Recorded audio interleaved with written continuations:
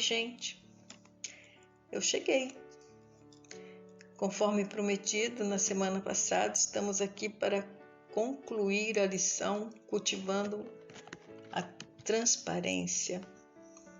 Nós estamos aprendendo o poder que existe em nós termos a nossa consciência limpa diante de Deus e dos homens, e também uma fé sem fingimento. Vamos orar?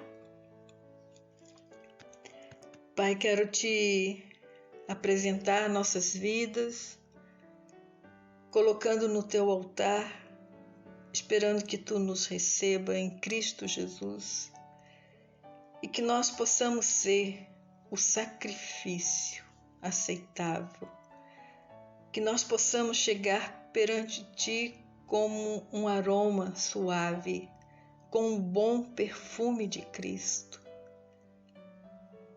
E te peço em nome de Jesus que abra nosso entendimento para que compreendamos esta lição tão importante de como nós podemos manter a transparência diante do Senhor no nosso relacionamento e também com as pessoas. E assim termos as nossas consciências limpas, um coração puro, mãos limpas e uma fé sem fingimento, para que no final da nossa vida ela possa trazer glória, honra, louvor a teu santo e excelso nome. Nós oramos em nome de Jesus. Amém. Eu vou voltar um pouquinho para você pegar o fio da meada, tá bom? Então vamos lá. É Deus que trabalha com a gente o tempo todo. Às vezes a gente pensa que são as pessoas, mas nós já falamos lá no início que Deus usa pessoas, as circunstâncias e as coisas, os objetos. E Deus trabalha tentando gerar convicção em nós. E como nós não estamos, às vezes, dispostos a responder positivamente à ação de Deus, lidando com o problema, essa convicção que Deus está tentando gerar em nós, ela se transforma em um sentimento de culpa. E essa culpa, ela vai gerar em nós uma atitude de condenação.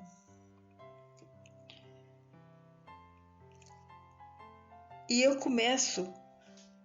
quando isso acontece, eu começo a me preocupar com todos os problemas insignificantes que eu tenho em minha vida. Por isso, então, quando eu penso em lidar com o passado, isso dá um desespero, porque a gente tem a ideia de que vai aparecer uma centena de coisas. E saiba que é invariavelmente, quando nós nos sentimos assim, de fato existem poucas coisas. Uma pessoa disse que discordava de tudo isso, porque se ele tivesse que ir e pedir perdão àquelas pessoas que no passado, em sua vida, ele havia ofendido, ele iria passar o resto da vida pedindo perdão. Mas saiba de uma coisa, não é verdade. O que acontece é que quando nós pensamos assim, é porque há apenas uma ou duas coisas que nós estamos tentando nos esquivar, nós estamos tentando evitar este confronto conosco mesmo. Ou nós pensamos que tratar daqueles pontos vai custar muito dinheiro? Ou que a pessoa ela irá não compreender o que nós estamos tentando fazer. E isto nós pensamos que vai gerar mais problemas do que nós já tivemos. Tudo isso me faz reportar lá na lição do engano. São todos pensamentos, são todas meias verdades, não tem nada aqui concreto. Nós só pensamos. Então tá bom, quero dizer para você que eu não te conheço. Eu não conheço a maioria de vocês.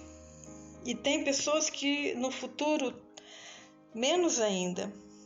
Talvez só a minha voz chegará. Alguns eu até conheço um pouco, mas não tão intimamente. Mas eu posso afirmar para todos vocês que estão me ouvindo que deve haver em sua vida uma ou duas coisas importantes que precisam ser mudadas. Olha aí dentro. Será que quando você ouve isso já não bate na sua consciência o que é? Mas eu quero te dizer que Deus tem a solução para elas. Enquanto você está acreditando que não tem, mas saiba que tem solução, e é a solução de Deus. Para consertar os problemas na vida daquele senhor que disse que não concordava com as coisas que nós estávamos falando, ele gastou na ocasião $35.000, pois em um certo tempo da vida dele, ele havia roubado muitas pessoas. Uma outra pessoa, para fazer o conserto em sua vida, tinha que restituir $10.000. Sabe o que foi que essa pessoa fez? Ela fez o seguinte: ela procurou todas as pessoas que ela tinha lesado. Ela foi em uma por uma e disse: eu lhe devo uma certa quantia, mas agora eu estou trabalhando e eu vou acertar por semana até saldar toda a minha dívida. Eu acho que você agora ficou curioso ou curiosa para saber o que aconteceu, não é verdade? Olha só, de todas as pessoas, somente uma não liberou da dívida. Mas olha o que as demais pessoas lhe disseram. Disseram: eu estou feliz porque você agora encontrou a solução para a sua vida. E esse rapaz teve que apenas restituir $100 à pessoa que não o liberou. Um outro rapaz, ele pinchou uma propriedade e o valor para consertar era de $700. Mas depois de ouvir esta lição, ele pegou o telefone e ligou para o proprietário e disse: eu sou a pessoa que pinchou a sua propriedade, mas agora eu me converti a Cristo, eu entreguei a minha vida para Jesus e eu quero acertar com o Senhor a minha dívida. E eu também preciso do seu perdão. E o homem respondeu, ele ficou maravilhado e disse: que maravilhoso que você agora conhece Jesus. Eu também sou crente e estou agradecendo ao Senhor por sua honestidade. Olha, da próxima vez que você vier por aqui, eu quero me encontrar com você. Eu não quero que você pague a sua dívida. E mais ou menos uns 2 meses mais tarde, o jovem foi ao encontro daquele homem. E o Senhor nosso Deus, que é um Pai amoroso e bom, uniu o coração daqueles 2 homens. e aquele senhor deu para aquele jovem uma certa quantia em dinheiro. Sabe para quê? Para contribuir para que aquele jovem pudesse concluir os seus estudos, porque agora ele tinha se tornado uma pessoa confiável. Olha só que coisa mais linda. Cada uma das pessoas que faz aquilo que Deus pede para que seja feito vai encontrar a verdadeira liberdade. A liberdade interior, a liberdade na sua alma, no seu pensamento, na sua mente. Não vai ficar pressionado, oprimido. Mas em contrapartida, saiba que Satanás, ele sempre vai apresentar uma questão condicional. Ele sempre vai usar o se. E esse se sempre enche a gente de pavor, não é verdade? Eu já passei por isso. Nossa, é horrível quando a gente ouve o se de Satanás. E se a pessoa ficar pensando isso de você? E se a pessoa ficar falando isso de você? E se isso se espalhar por todos os seus conhecidos? Gente, é pavoroso. Nós ficamos desesperados com os Cs de Satanás. Mas tem um outro ser glorioso, poderoso, maravilhoso, magnífico, porque tem o poder de nos libertar. E este ser vem da parte de Deus. Se nós conseguirmos lidar com o problema, nós encontraremos a verdadeira liberdade. E nós sabemos que a liberdade é Jesus. Conhecereis a verdade, e a verdade vos libertará. E se você seguir a voz da verdade, você será livre. Você vai conseguir lidar com hombridade com o problema. Veja bem, nós sempre teremos, olha só, nós sempre teremos que aplicar as soluções da maneira que Deus vê. E sempre que nós encontraremos a solução do problema, e nós ficaremos verdadeiramente livres dentro de nós. Veja, há sempre uma maneira correta e uma maneira errônea de nós voltarmos para fazer o conserto. Há sempre uma atitude correta e uma atitude errônea, mas quando nós nos reportamos ao fato de que nós é quem estamos errados, não nos importando, portanto, com aquilo, porventura a pessoa tenha feito de errado com a gente. Entendeu? Nós temos que assumir. Lembra o pacificador? O pacificador é aquele que assume 100% da sua culpa, do seu erro, não se importando se o outro errou também.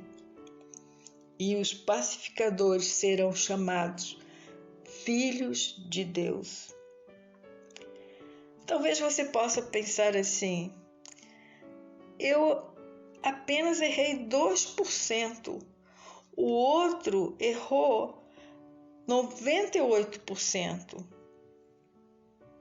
Mas Saiba que para agradar a Deus é necessário que você se ocupe em resolver os seus 2%, porque os seus 2% são um dos seus 100%. Nunca será 100% se você deixar 2% de fora. Só se você assumir integralmente, independente se o outro vai ou não assumir a parte dele. Veja bem, há algumas maneiras erradas de nós voltarmos às pessoas que ofendemos. E uma dessas maneiras erradas de fazer isso é nós voltarmos e dizermos assim: eu estava errado, mas você também estava. Ou então, se nós dissermos assim: eu sinto muito, mas não foi minha culpa. Ou então, se nós apenas pedirmos desculpas, sempre que erramos com a pessoa, e isso normalmente acontece na nossa casa, entre marido e mulher, a esposa e o esposo, os irmãos, a gente sempre fala: desculpa, foi sem querer. Sabe o que acaba acontecendo? As pessoas ficam imunes às nossas desculpas. Ou às vezes a gente até muda esta expressão de desculpa para dizer: eu estou realmente triste. E às vezes você até aumenta dizendo: eu estou realmente muito, muito, muito triste. Mas se não houver mudança, isso não vai funcionar. A pessoa vai ficar indiferente aos seus pedidos de desculpa e também à sua confissão de tristeza. Enquanto você não mudar, enquanto eu não mudar a minha atitude, vai ser em vão o nosso pedido de desculpa ou de dizermos que estamos tristes com aquilo que fizemos. Vamos ver o exemplo de uma criança. Uma criança pode chegar para sua mãe e dizer: mamãe, me desculpe por eu ontem ter falado mal da senhora. De algum modo, a gente sabe que a mãe vai desculpar o filho, mas lá no íntimo, ela sabe que ele vai tornar a errar outra vez. Vou repetir, quando aquela criança chegar com a atitude correta diante da mãe, ele vai dizer o seguinte: mamãe, eu estava errado em me rebelar contra a senhora. De agora em diante, a senhora vai poder confiar em mim. Eu vou te obedecer. Eu não vou mais responder à senhora. Mamãe, a senhora pode me perdoar? Você já sabe o resultado, né? Haverá sim um perdão genuíno e permanente. Que maravilhoso, né? Nós fazemos do modo correto, que é o modo de Deus, e o resultado é sempre o melhor. Escute bem esse exemplo. Em uma certa igreja havia 3 homens que estavam sendo infiéis à sua esposa. E um deles era diácono e foi apanhado pela esposa e também pelo marido da mulher. E o homem chegou para ele e disse: olha aqui, se eu ver você outra vez perto da minha esposa, eu vou matar você. E aí ele, em aconselhamento, disse: o que é que eu devo fazer? Eu devo voltar para pedir perdão? Então a gente orienta da seguinte forma: se o marido disse para você se afastar, para você não chegar perto da esposa dele, você deve se afastar. Mas preste atenção: se for tão importante para Deus esclarecer este assunto, o próprio Deus, veja, não é você, é o próprio Deus que vai abrir uma oportunidade para haver uma conversa. Veja, quando nós cometemos pecados antes da nossa salvação, geralmente nós não precisamos voltar para endireitar as coisas. Mas quando nós vamos resolver alguma coisa com alguém, é importante que você observe o seguinte: você deve dizer assim: desde a última vez que nós nos vimos, eu entreguei a minha vida a Jesus e houve uma mudança em minha vida e eu reconheço que estava errado. Eu reconheço que estava errada e espero que você me perdoe. Veja, quando nós estamos dizendo isto, nós estamos dando também o nosso testemunho. Nós estamos dizendo que agora nós temos um novo critério para avaliar a nossa vida. Mas, tenho mais. Mas se eu ou se você levar o pecado para dentro da sua nova vida, para a sua vida cristã, então você é responsável para voltar e se endireitar com a pessoa. Entendeu? Vamos ver outro exemplo. Se, por exemplo, eu tivesse roubado um banco e naquela noite eu me convertesse, eu deveria voltar e devolver o dinheiro?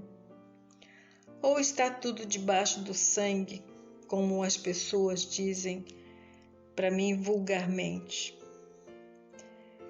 Eu digo que sim, eu teria que voltar e devolver o dinheiro, ou então eu estaria vivendo uma grande farsa, uma grande mentira.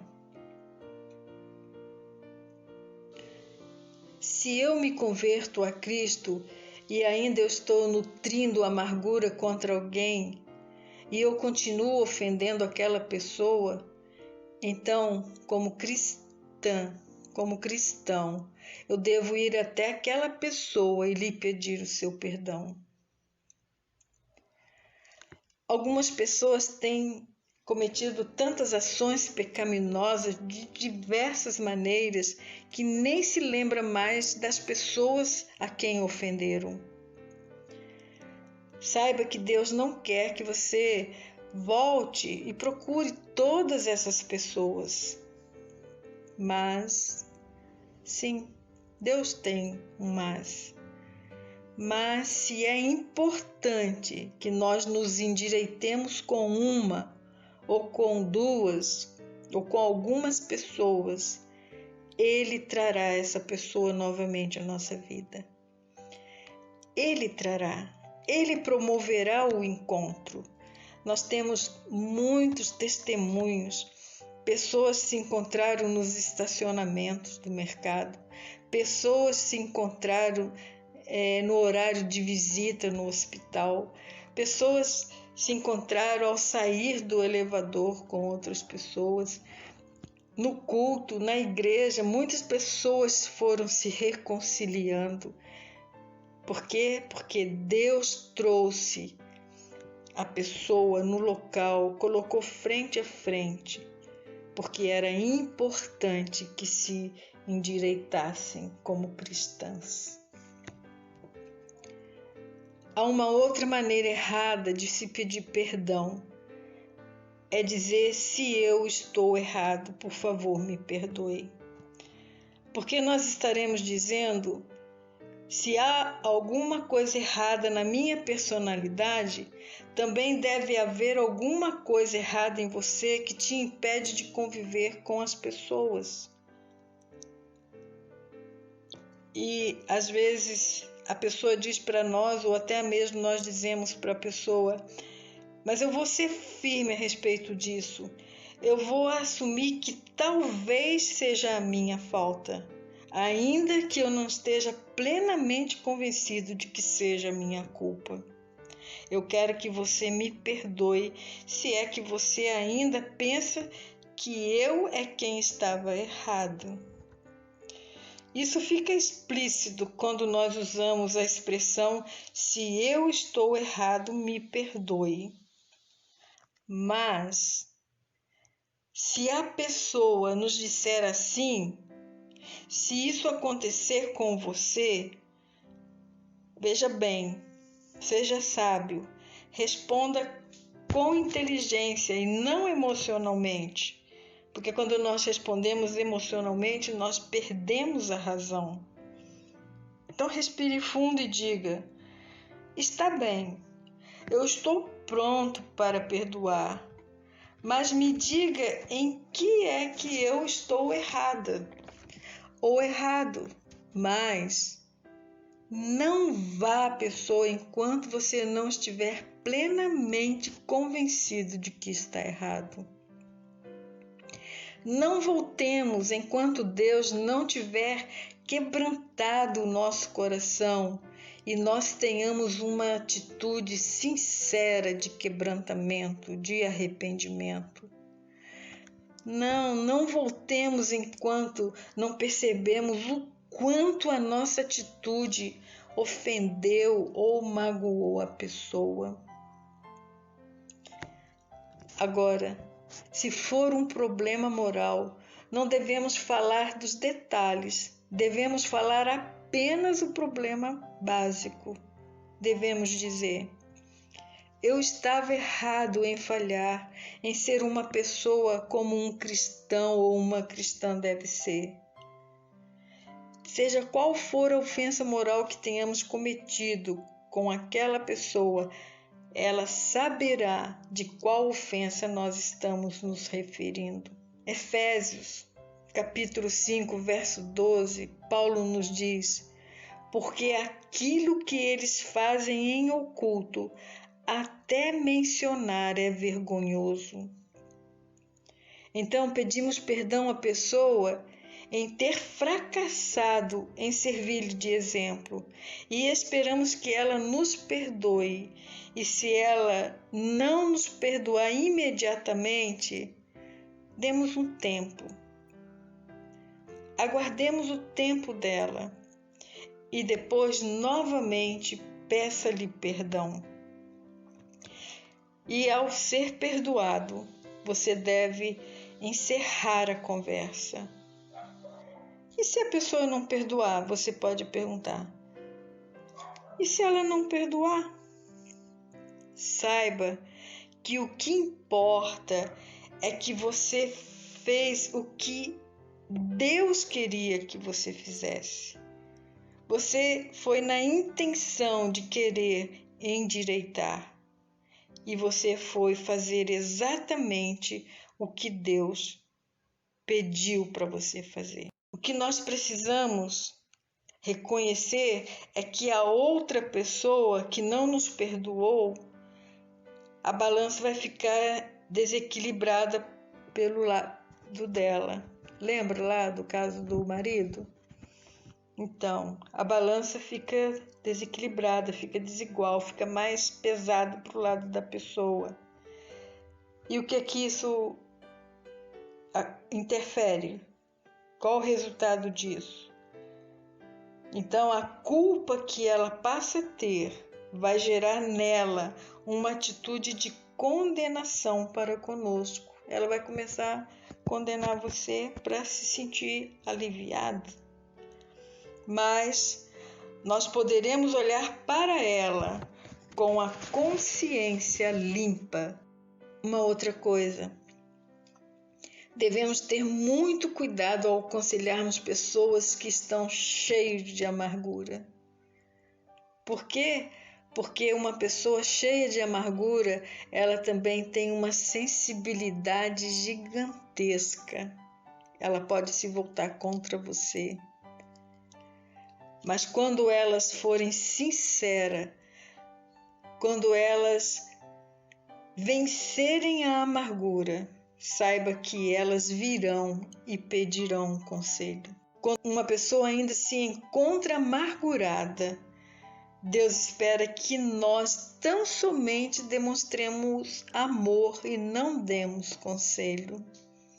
Entenderam? Então, enquanto a pessoa não está preparada para reconhecer a sua amargura, enquanto ela não for sincera com ela mesma, reconhecendo que está amargurada, não dê conselhos. Ore por ela e demonstre o amor de Deus através da sua ação, das suas ações, mas não dê conselho. Ela não está pronta para ouvir conselhos. A Bíblia diz que um irmão ofendido é muito mais difícil de ser conquistado do que uma cidade sitiada, uma cidade cercada de muralhas. Então é muito mais difícil a gente conquistar de novo o irmão ofendido. Então, quando nós formos fazer a correção, lembre-se, deve ser com um quebrantamento real. Não faça de qualquer jeito, porque não vai ter resultados. Não haverá perdão genuíno e nem permanente. Se uma pessoa tiver tido problema na sua vida com respeito à autoridade, ela precisa voltar e pedir perdão pela rebeldia, por não ter respondido adequadamente à autoridade. Esse é o problema básico, entendeu? É a rebeldia. Eu fiz isso na minha vida e foi muito, muito bom. Quando eu entendi este princípio da autoridade, eu voltei em todos eles e pedi perdão por ter sido rebelde, por não ter respondido adequadamente. Então tá bom.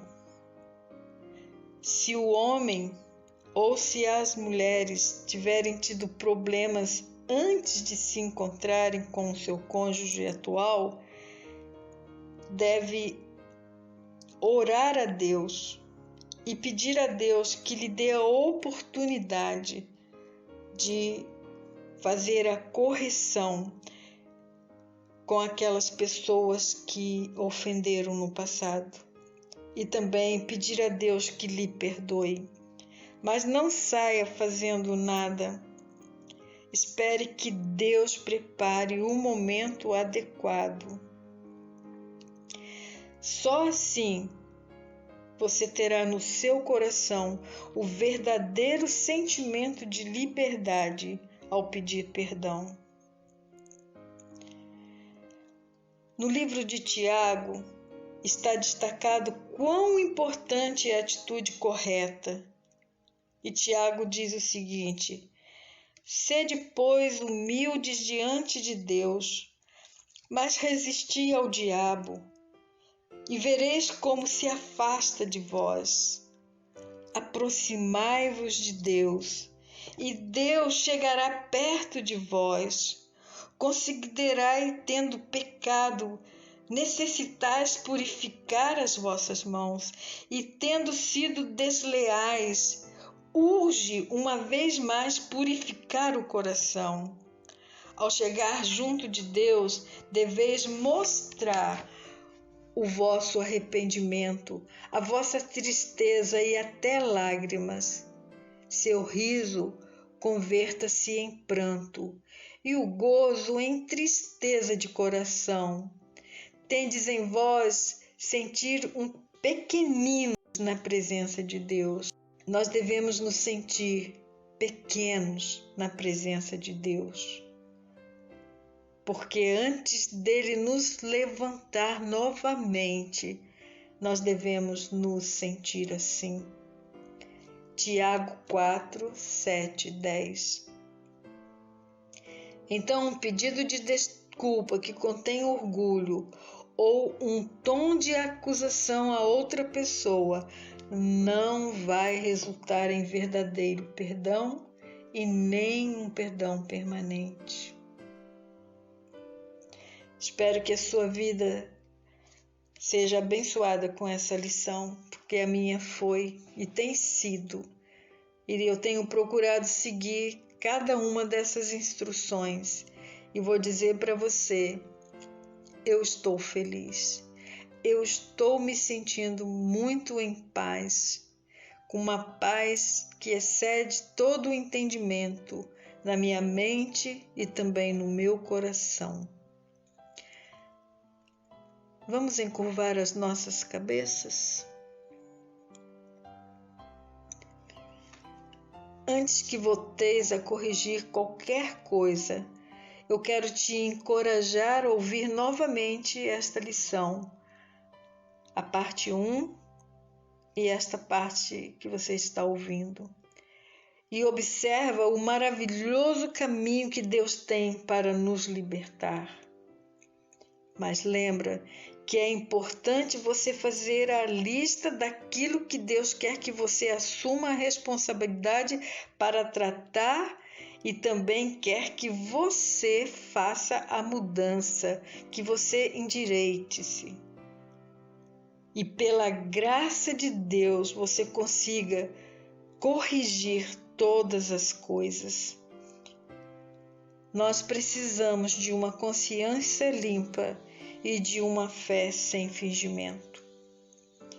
Você quer fazer a sua entrega agora mesmo ao Senhor? Senhor, a tua palavra diz que os vasos que tu tens escolhido, tu desejas quebrar nessas pessoas os laços de iniquidade e que tu queres tirar os fardos do coração oprimido. E que tu queres que os oprimidos se sintam livres e que todos os julgos sejam quebrados sobre nós. Então a sua luz brilhará como a aurora e a nossa saúde se projetará rapidamente e a tua justiça irá diante de nós e que a glória do Senhor seja o nosso galardão. Então, Senhor, eu te peço que honre cada pessoa que está ouvindo estes princípios. E nós te louvaremos pela maneira que hás de operar em suas vidas, porque é em nome de Jesus que nós oramos. Amém. Graça e paz, meus irmãos e minhas irmãs. Estamos aqui hoje para louvar o Senhor em família. Queria deixar aqui um versículo que está em Salmos 118, versículo 14. O Senhor é a minha força e o meu cântico, porque Ele me salvou.